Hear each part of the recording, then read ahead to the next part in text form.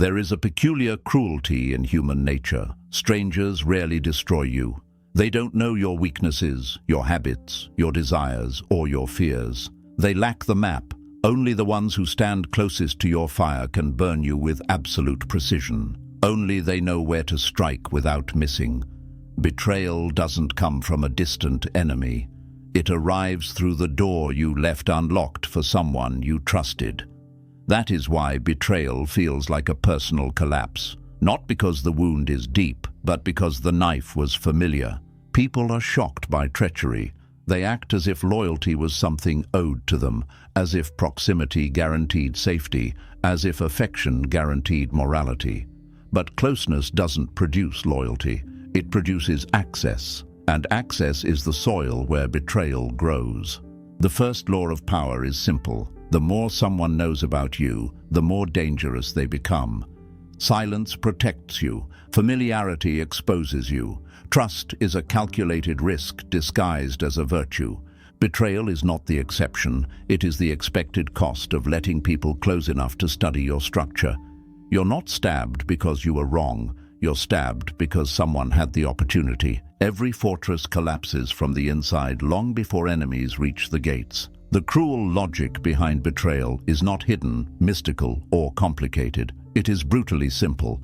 Someone can only betray you if they have something to betray.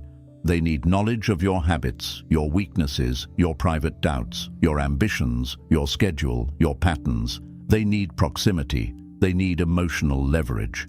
These three ingredients create the perfect environment for treachery, and only the people standing closest to you possess all of them at once. That is why betrayal rarely comes from the outside. An outsider swings blindly. An insider selects the exact moment you are unguarded. This is why betrayal always feels calculated, because it is. A stranger may dislike you, a rival may oppose you, but neither of them has the precision required to pierce the heart of your structure. They do not know where the cracks are. They do not know where you hesitate. They do not know what you fear losing. But someone inside your circle knows all of this without trying. They've observed you during your most honest moments. They've seen you without the mask you wear in public. They've watched you make decisions, watched you hesitate, watched you trust them. And human nature cannot resist temptation when the opportunity is this close. Humans are naturally hierarchical. Whether they admit it or not, they are constantly comparing themselves to the people around them. They measure status, strength, competence, influence. They rank everyone they know, silently and instinctively. When someone sits close to you, especially in your inner circle, this comparison becomes constant. They see your successes up close and your failures even closer. They see what you do well, and they see what they believe they could do better. Admiration easily turns into rivalry. Rivalry easily mutates into resentment, and resentment, once it grows large enough, seeks a release. Betrayal becomes that release. Proximity magnifies human emotions to an extreme degree. A distant figure can inspire envy, but only softly. But someone close enough to share your space, your conversations, your victories, your moments of weakness, they feel a deeper, heavier version of envy. They have a front row seat to everything you've built. They witness the life they want, but don't have. They experience your strengths as a reminder of their shortcomings. This tension is unbearable to the insecure, and insecurity, when compressed long enough, eventually erupts in treachery. When someone admires you from a distance, they create an idealized version of you. This ideal protects you. It shields you from envy because they do not see your humanity. But closeness destroys that illusion. It shows them your imperfections. It shows them that you are not invincible. And the moment they stop seeing you as larger than life, they feel more comfortable challenging you. Reverence dies. And once reverence dies, loyalty begins to decay. Loyalty without reverence becomes transactional. And transactional loyalty collapses the moment it costs the person more than it benefits them. That is why people betray when they feel the scale has tipped. They betray when they believe the gain outweighs the emotional cost. and the emotional cost becomes smaller the more familiar they are with you. Familiarity dulls fear. Familiarity softens respect. Familiarity makes people forget who you were when they first stood in your presence. They no longer feel the weight of your authority. They no longer sense the distance that kept them disciplined. They grow comfortable, and comfort makes betrayal feel permissible. Many people imagine betrayal as a moral crime. It is not. In the world of power, betrayal is a strategic decision, a cold calculation. Someone believes they can rise faster by removing you, damaging you, or stepping over you. They believe striking you will create an opportunity they couldn't achieve through effort or competence. Betrayal is efficiency for the opportunist. Why climb a mountain when you can push the climber off?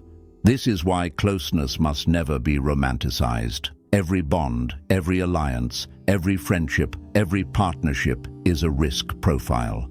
The closer someone comes, the more dangerous they become, because you cannot monitor what you let inside.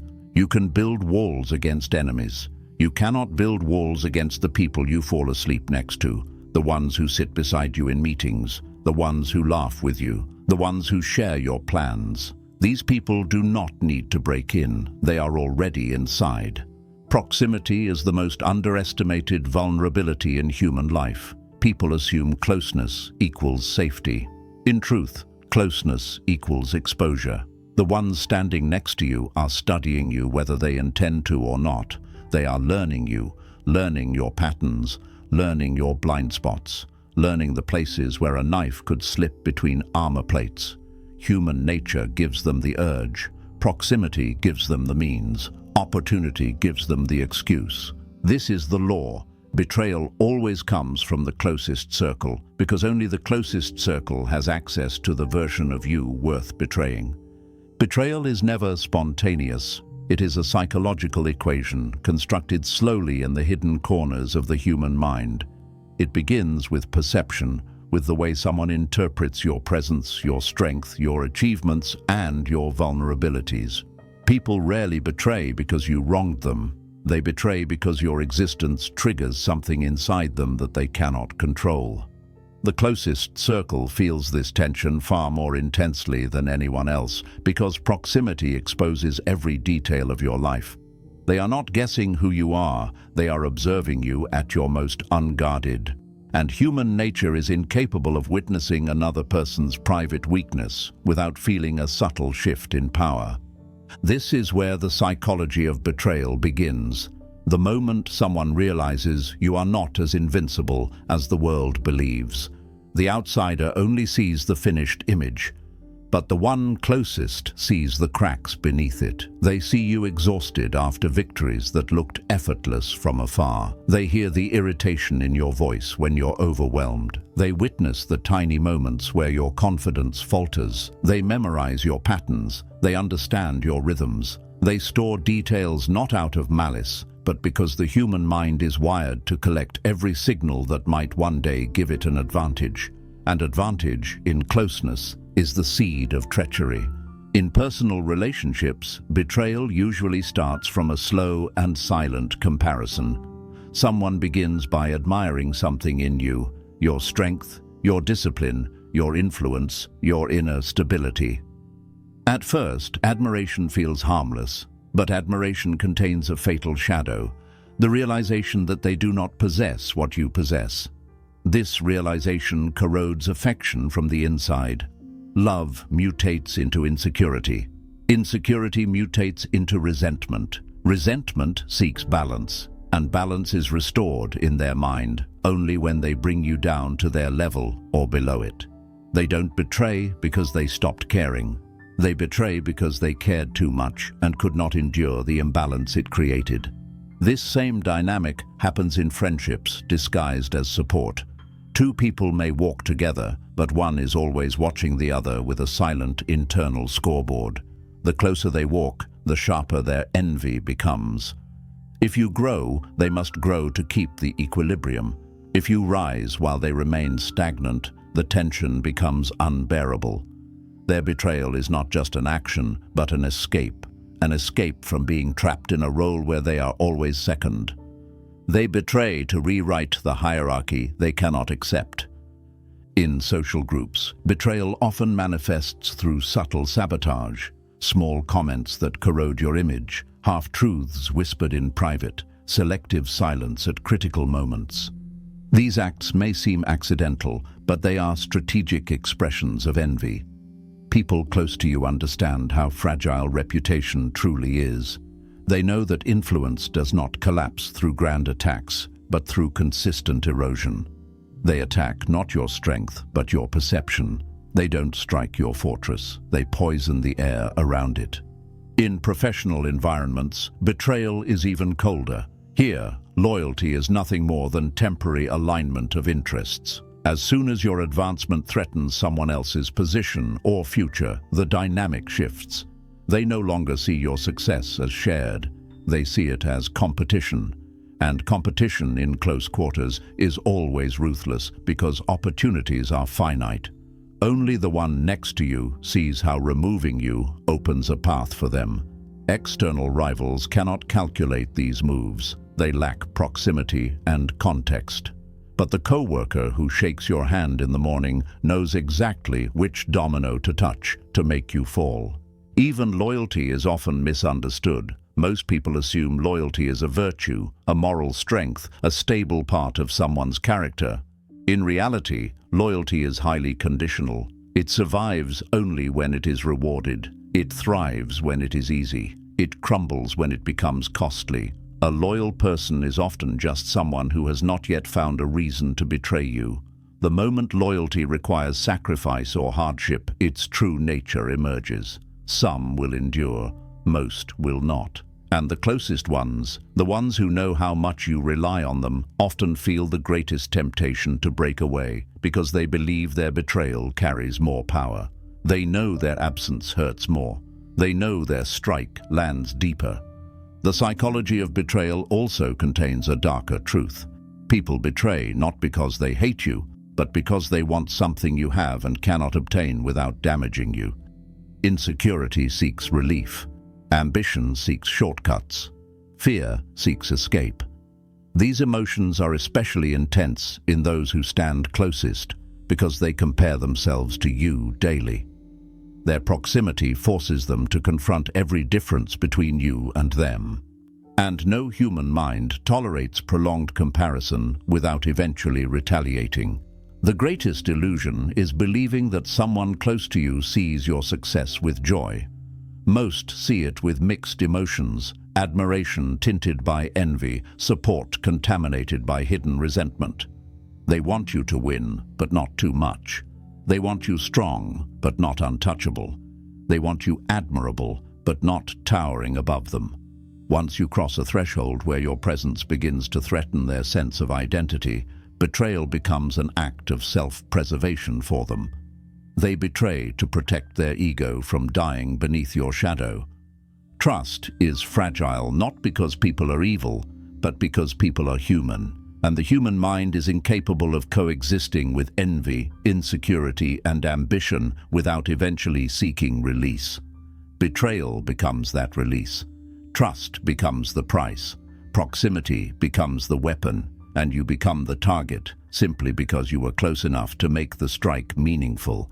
This is why the ones beside you are always more dangerous than the ones in front of you. The enemy outside wants to defeat you. The enemy inside wants to replace you. And replacement always begins with betrayal. Weak men and strong men betray for entirely different reasons, and understanding this distinction determines how deeply you survive the strike. Weak betrayal is emotional, impulsive, sloppy. Strong betrayal is strategic, patient, and exact. The weak betray because they feel threatened. The strong betray because they see an advantage. The weak betray to soothe their ego. The strong betray to reshape the landscape. Treating these two forms as the same is how people get destroyed. The psychology behind each is a different creature, a different disease, a different form of poison. Weak individuals betray out of insecurity. Their betrayal begins long before they act, in the private discomfort they feel when they stand beside someone they cannot equal. Every conversation becomes an internal competition. Every achievement you make becomes a wound to their identity. Their failure to rise forces them to reinterpret your success as a personal attack. They feel overshadowed not because you tried to overshadow them, but because they have no light of their own. This is the birthplace of weak betrayal, the feeling of becoming invisible in your presence. The weak often pretend to be loyal because they want access to your world. They imitate your behavior. They mirror your thinking. They admire you loudly but resent you quietly. Their loyalty is a mask, not a value.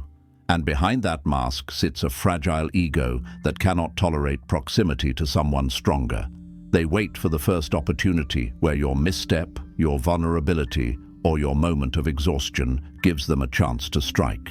Their betrayal is not planned. It erupts. It is an act of emotional relief. They betray to feel significant for a moment, even if the consequences destroy them afterward. Weak betrayal collapses under its own instability, but it still cuts deep because weak people betray without understanding the destruction they cause. Strong betrayal is nothing like this.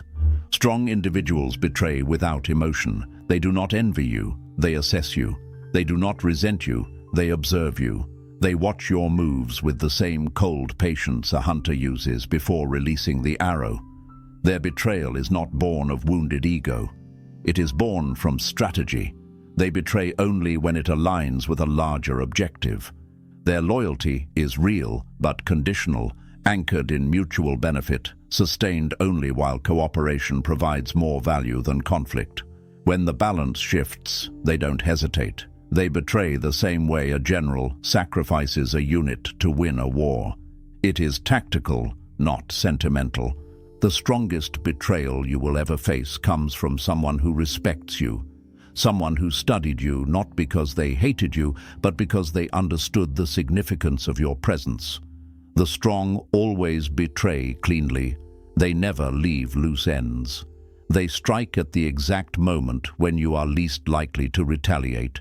They do not act from emotion, which makes their actions far more devastating. They betray because circumstances shifted, alliances became inconvenient, or opportunities demanded a reconfiguration. Their betrayal feels like fate, not conflict. Both forms of betrayal share a single common requirement: silence. The weak stay silent because they fear confrontation. The strong stay silent because revealing intention destroys the advantage. Silence is the invisible cloak betrayal wears. This is why the quietest ones are the most dangerous, not because silence is inherently malicious, but because silence hides motives better than words ever could. Loud people expose their structure, quiet people hide it, and the silent observer standing close to you is constantly gathering information, the kind of information that becomes lethal when used with intention. Weak silence comes from fear. Strong silence comes from intelligence. The weak stay quiet because they have nothing to say. The strong stay quiet because they don't need to say anything. But in both cases, silence is the medium through which betrayal matures. The weak betray suddenly, surprising even themselves. The strong betray surgically, surprising only you. The weak lash out prematurely. The strong wait until the timing is perfect. The most dangerous person in your circle is not the one who complains, argues, or expresses discontent. Those people are honest, even if disruptive. The danger lies in the one who watches, the one who listens more than they speak, the one who analyzes before they react.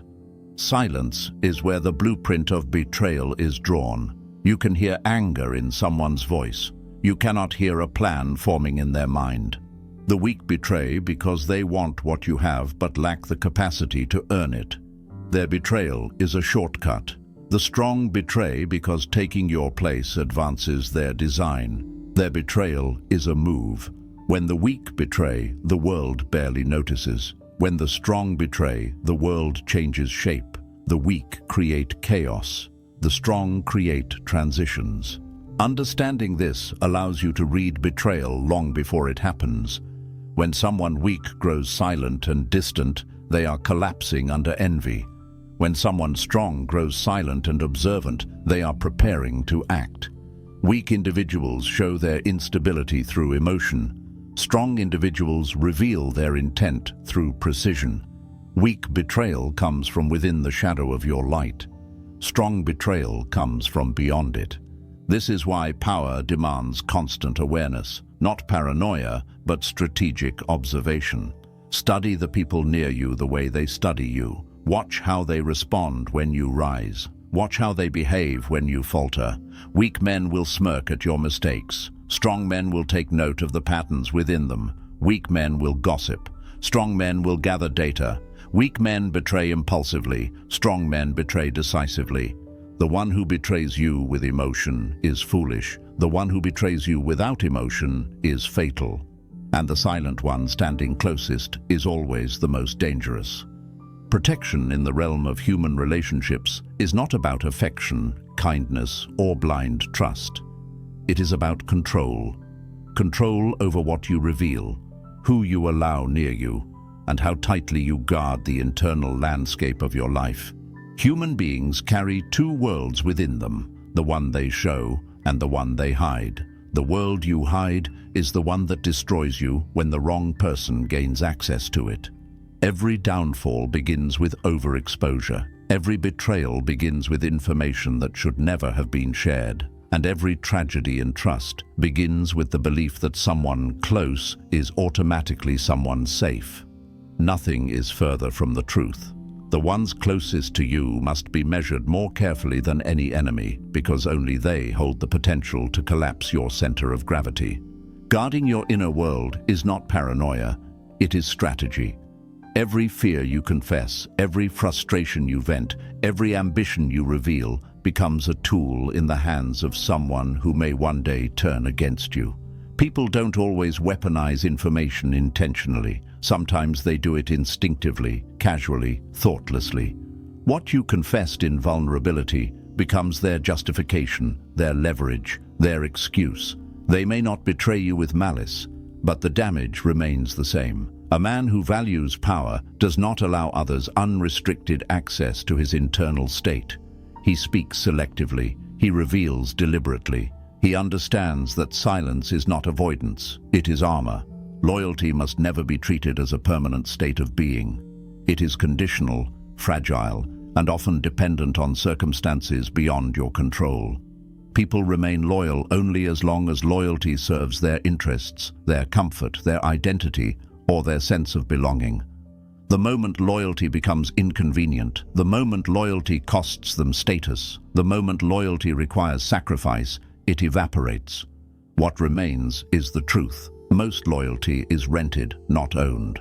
Expecting someone to stay loyal forever is not wisdom, it is self-inflicted blindness. Loyalty is an agreement renewed through behavior, not a contract signed once. The moment you start assuming it, you lose the ability to detect when it begins to rot.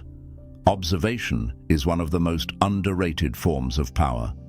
People reveal themselves without speaking. Their eyes give away what their words hide. Resentment lingers in glances long before it becomes action. Jealousy appears in micro-expressions long before it becomes sabotage. Discomfort shows itself in pauses, in silence, in the subtle tightening of the jaw when you succeed. Many betrayals are predictable for the man who watches without sentiment. The problem is that most people observe with hope, not accuracy. They want the people close to them to be safe, so they reinterpret warning signs as misunderstandings. They minimize what should be magnified. They excuse what should be analyzed.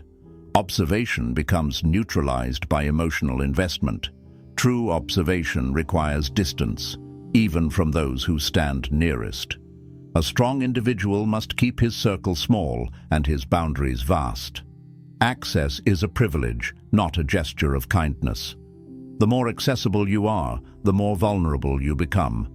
People do not need constant closeness to respect you. In fact, the closer they stand, the more they begin to believe they understand you. Over-familiarity weakens power. Distance creates mystique, and mystique protects authority. You must allow proximity only when it serves a purpose. not when it satisfies loneliness or habit. Structure determines safety. Your life must have inner layers no one occupies but you, no matter how trusted they appear. In any hierarchy, equality inside your domain is dangerous. It creates the illusion that others share your authority, your vision, your position. When someone feels equal to you, they begin to believe they should have what you have. Rivalry does not emerge from inferiority, it emerges from perceived parity. The moment someone feels they can stand beside you without looking up, they stop admiring and start competing. And competition inside your circle is the spark that eventually becomes betrayal. You do not need to dominate others with force. You simply need to maintain the distance that keeps hierarchy intact. Respect withers when familiarity grows. Do not allow anyone to forget the weight of your presence. Creating distance before distance is forced upon you is a mark of strategic intelligence. People often drift away quietly, long before they betray you loudly. But most individuals wait until the fracture becomes visible. They react instead of anticipating. They respond instead of preparing. If you sense dwindling respect, shifting loyalty, or subtle erosion of admiration, you must create space immediately. Distance neutralizes resentment.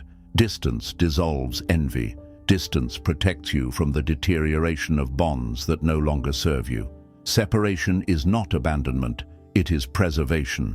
A man who does not step back early will be pushed back later. The final law is the harshest, yet the most liberating.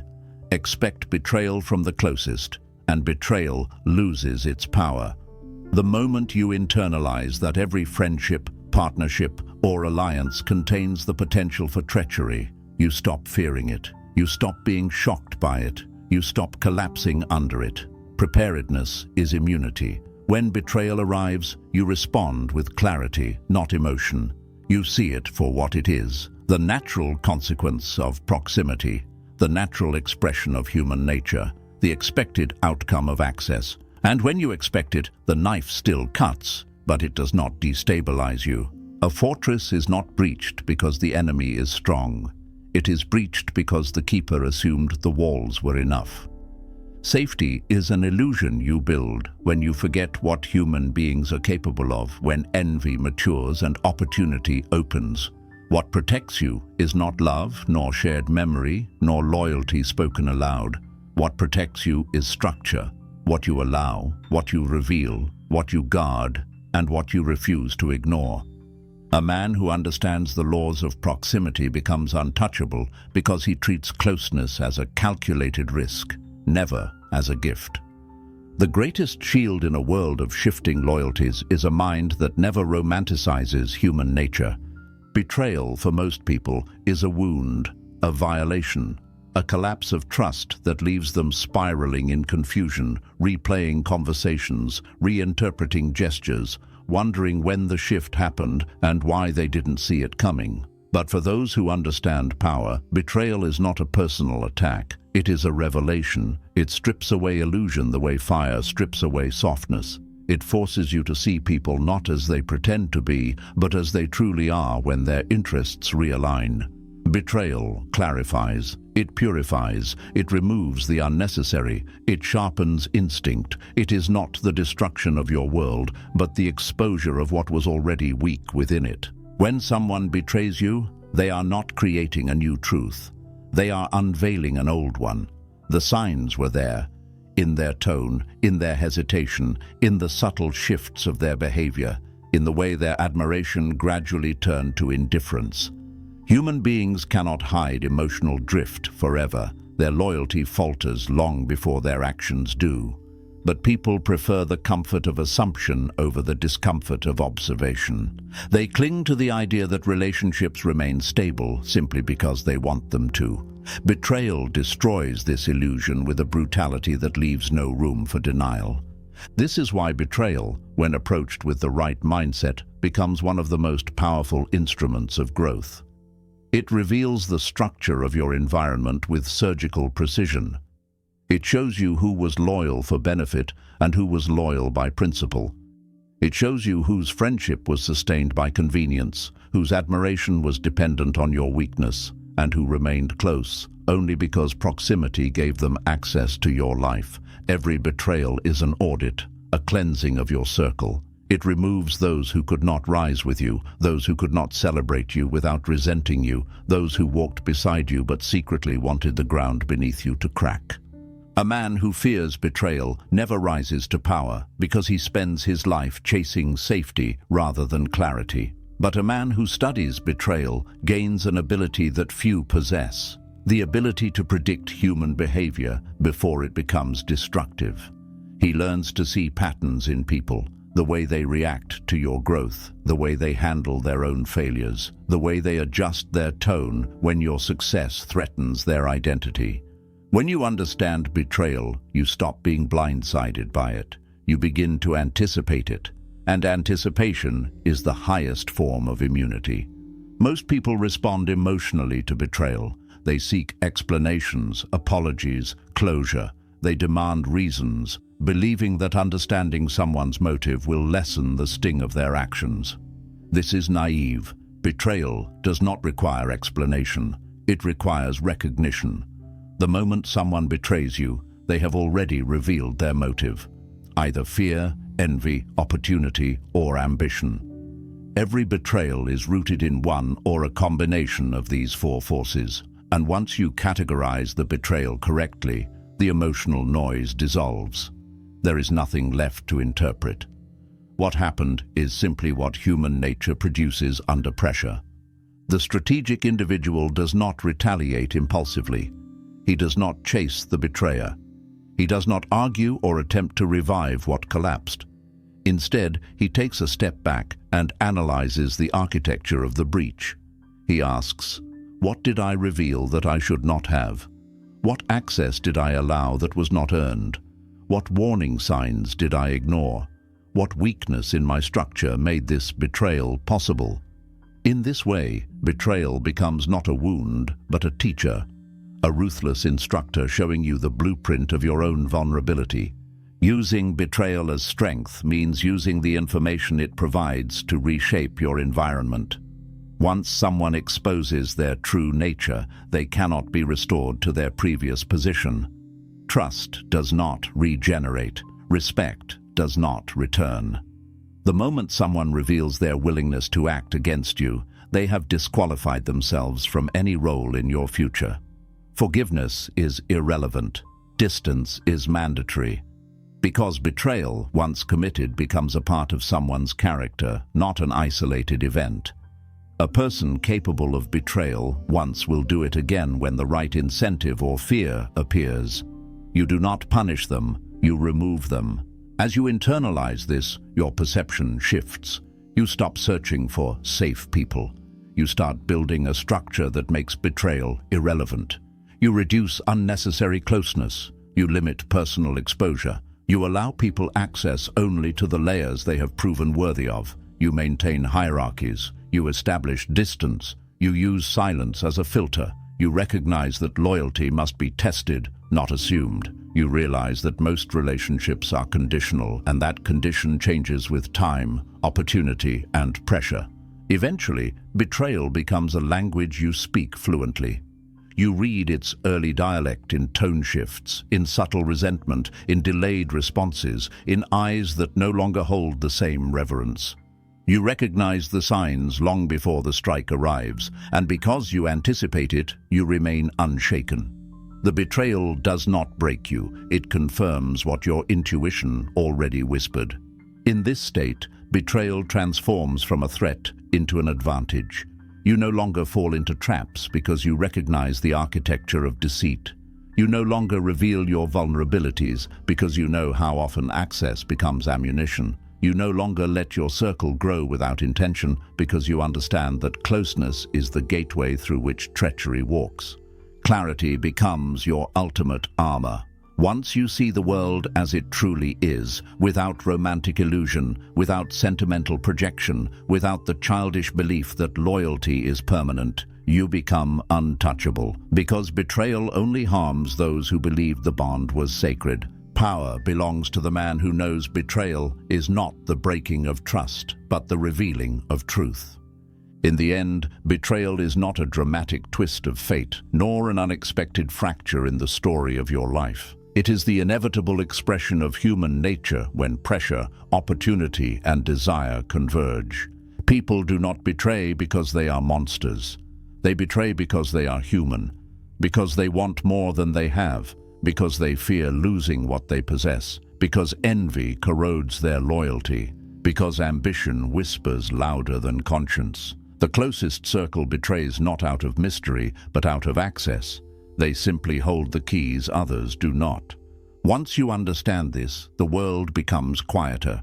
You stop expecting permanence from relationships built on shifting emotions. You stop assuming closeness guarantees safety. You stop treating loyalty as a virtue instead of a currency. You begin to see people not as allies or enemies, but as moving pieces, each with their own desires, limitations, and breaking points. You observe them without attachment. You listen without absorbing.